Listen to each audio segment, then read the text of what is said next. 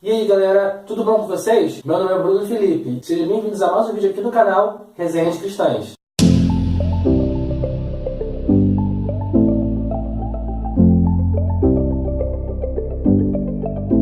Hoje eu vou estar falando para vocês sobre o livro A Situação Crítica do Homem e o Poder de Deus, do Dr. puritano Martyn Lloyd-Jones. Esse livro é uma pequena exposição, mas muito profunda, da Epístola aos Romanos, capítulo 1. Só que antes de falar sobre o livro, eu queria lembrar vocês que está rolando um sorteio aqui no canal do livro Política Segundo a Bíblia, do Wayne Grudem, publicado pela Edições Vida Nova. Então, se você quiser participar do sorteio, corre lá no meu canal, veja meus vídeos, procure um vídeo chamado Crente Pode Ser Político e segue nas regras para você poder garantir a sua participação. Combinado? Mas agora vamos falar da situação crítica do homem e do poder de Deus. Então, galera, esse livro aqui ele tem exatamente, deixa eu ver aqui, 5 capítulos intitulados A História Religiosa da Humanidade, A Religião e a Moralidade, A Natureza do Pecado, A Ira de Deus contra o Pecado e a Única Solução para o Pecado. E embora seja um livro pequeno, é um livro realmente muito profundo. E o Dr. Martyn ele consegue condensar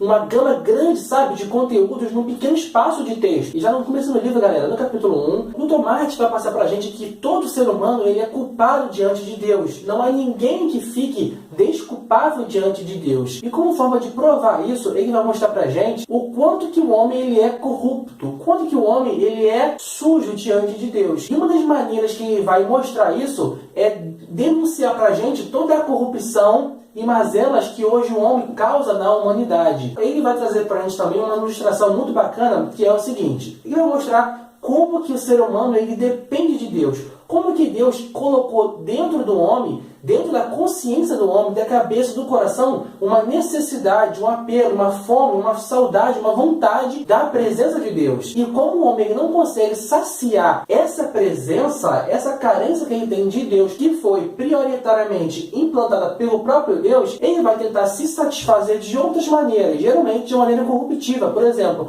com corrupção de dinheiro, com lascívia, com sexo ou com prazeres ilícitos. E para provar isso pra gente, ele vai dar uma ilustração muito bacana, que é a seguinte: se você pega uma criança e a retira do lar do seu pai e leva para longe, essa criança vai chorar por muito tempo, porque ela realmente quer e precisa dos seus pais. Entretanto, se você der um pirulito para ela, uma bala ou algum entretenimento, essa criança vai até ficar algum tempo entretida com aquele pirulito ou com aquela atração. Porém, ela não vai conseguir entreter a criança por muito tempo. Logo mais tarde, ela vai voltar a chorar, querendo novamente a presença dos seus pais. E é exatamente isso que ocorre também com o ser humano. Todo ser humano nasceu implantado no seu coração com uma carência, um desejo, um anseio pelo Deus. Porém, como as pessoas rejeitam o Evangelho, elas tentam suprir essa carência de Deus através de outras atrações. O problema é que elas nunca são fortes suficientes para poder suprir essa carência. E aí que você vê, por exemplo, pessoas com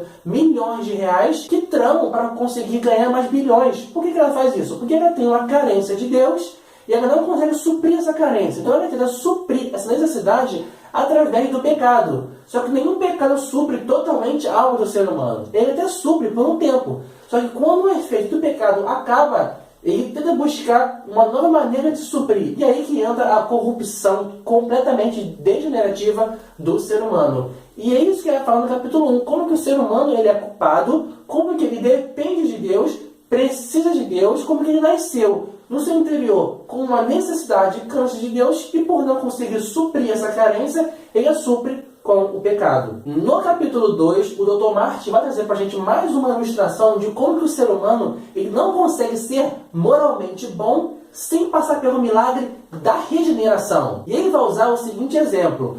Geralmente, o governo e a lei tenta corrigir um homem através da lei. Se alguém rouba, você o leva à cadeia, você o prende ou você o pune. O problema é que essa lei que o homem criou para refrear o mal apenas pune o homem por cometer o mal. Porém, não impede que o homem continue desejando fazer o mal. Esse é o conceito de moralidade humana. É refrear o mal com outro mal, porém sem alterar a natureza má do ser humano. Então, o Dr. Martyn ele vai enfatizar no livro que a única maneira de consertar o homem é através do poder de Deus no milagre da regeneração. E é por isso que Paulo fala que ele não se envergonha desse evangelho, porque o Evangelho é o único poder de Deus para transformar o ser humano. Assim como transformou Paulo no Hitler do século I, no pior assassino que você pode imaginar, no homem que buscava a santidade e propagava o Evangelho por todo o lugar em que ele passava. Então, essa é a essência do Evangelho. É tratar o âmago, tratar o interior do ser humano. Não é punir o ser humano pelo mal, mas sim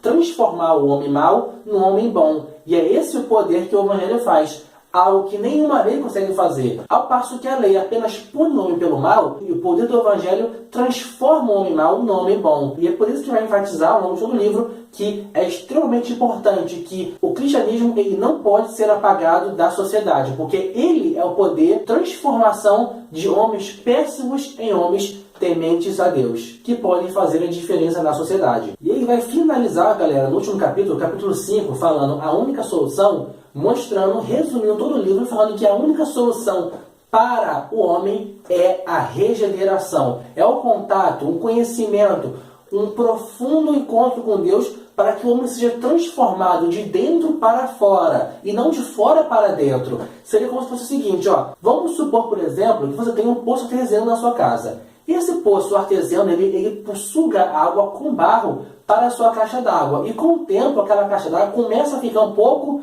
suja de barro. Ao invés de você ir limpar a caixa d'água com barro, você deve limpar o seu poço artesiano para que o poço pare de jogar água com barro dentro da caixa. Porém, a moralidade é o oposto. A moralidade humana, ela tenta limpar a caixa d'água, porém, sem limpar o poço. Só que isso é um trabalho tolo. Você vai passar a vida inteira limpando a caixa d'água e sempre vai continuar recebendo água com barro do poço. Já o Evangelho é diferente, ele vai direto no âmago. O Evangelho, o poder de Deus, ele vai direto no poço, limpa o poço, para que daquele poço não jorre mais água suja. Ao invés de você punir o mal, você simplesmente muda o interior do ser humano, para que não saia mais mal dentro dele. Então esse é o poder do Evangelho, e é esse o foco do livro do Dr. Martin, tá bom, galera? Tá aí, eu recomendo, eu gostei. Foi o primeiro livro que eu li do Martin Lloyd Jones. Me apaixonei pelo autor. Ele é puritano, reformado, calvinista, porém é um puritano realmente assim, muito equilibrado, muito educado, e eu creio que qualquer um, até que seja arminiano, vai gostar do Lloyd Jones. Embora sejam calvinistas, eles não são ofensivos aos arminianos, sabe? Então é um autor que todo mundo, tanto calvinista quanto arminiano, realmente tem prazer em ler, porque é um autor equilibrado, sensato, profundo, um pouco formal em suas palavras, mas ao mesmo tempo bastante lúcido e objetivo. Então, galera, recomendo A Situação Crítica do Homem e o Poder de Deus, editora PES, publicações evangélicas selecionadas. E se você quiser comprar esse livro aqui, compre aqui pelo link que eu vou colocar no box de informações. E comprando, se for pela Amazon, você vai ajudar o meu canal a crescer. Tá bom, galera? Então é isso aí. Obrigado pela sua visualização. Não se esqueçam de se inscrever no canal, ativar o sininho e participar do sorteio que vai ocorrer daqui a 3 dias. Tá bom, galera? Obrigado. Fique com Deus. Até o próximo vídeo. Tchau, tchau. Valeu.